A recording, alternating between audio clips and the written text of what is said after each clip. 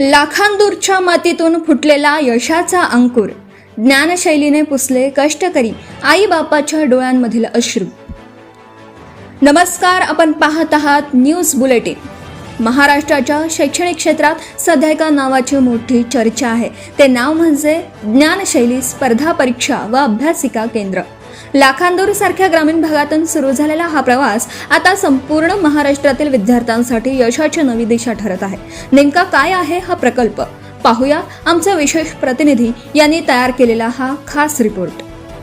शिक्षण म्हणजे केवळ पदव्या मिळवणं नसतं, तर शिक्षण म्हणजे आपल्या आई वडिलांच्या कष्टांचं चीज करणं असतं. ज्या बापाच्या हाताला शेतात राबून भेगा पडल्या आहेत आणि ज्या आईने आपल्या पोटाला चिमटा काढून लेकराला शिकवलंय, त्यांच्या डोळ्यातील भविष्याची चिंता आता संपणार आहे. लाखांदूरच्या मातीतून उभा राहिलेला ज्ञानशैली हा प्रकल्प आज केवळ एक परीक्षा केंद्र राहिला नसून हजारो गरिबांच्या स्वप्नांना मिळालेला हक्काचा आधार ठरला आहे. विदर्भाच्या मातीतील लेकरांच्या नशिबात केवळ कष्टच लिहिलेले आहेत का, या प्रश्नाचं उत्तर देण्यासाठी शैलेश बहुउद्देशीय सामाजिक संस्था राजनी संचालित ज्ञानशैली स्पर्धा परीक्षा व अभ्यासिका केंद्र धावून आले आहे.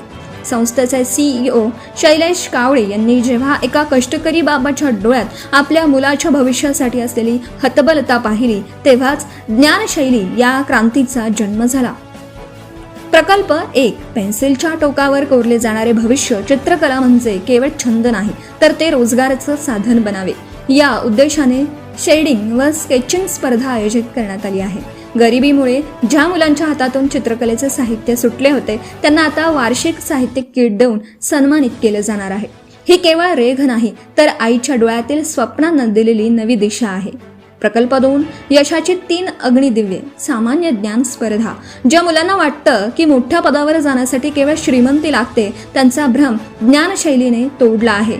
पहिली पायरी मूलभूत ज्ञानाची चाचणी. दुसरी पायरी नकारात्मक गुणांसह स्पर्धा परीक्षेचं वास्तव. तिसरी पायरी तज्ज्ञ पॅनल समोर होणारी मुलाखत. तालुक्यातून निवडल्या गेलेल्या विद्यार्थ्यांना मिळणारी स्कॉलरशिप म्हणजे त्यांच्या जिद्दीला मिळालेली एक अधिकृत पोचपावती आहे. या उपक्रमामागे एकच ध्येय आहे, कष्टकरी बापाच्या हाताला पडलेले फोड आणि आईच्या डोळ्यातील स्वप्ने सत्यात उतरवणं. संस्थेचे CEO शैलेश कावळे म्हणतात, जेव्हा मी शेतकऱ्यांच्या मुलांच्या डोळ्यात भविष्याची चिंता पाहतो, तेव्हा मला ज्ञानशैलीची गरज जाणवते. हे केवळ केंद्र नसून प्रत्येक कुटुंबाचा एक भाग आहे.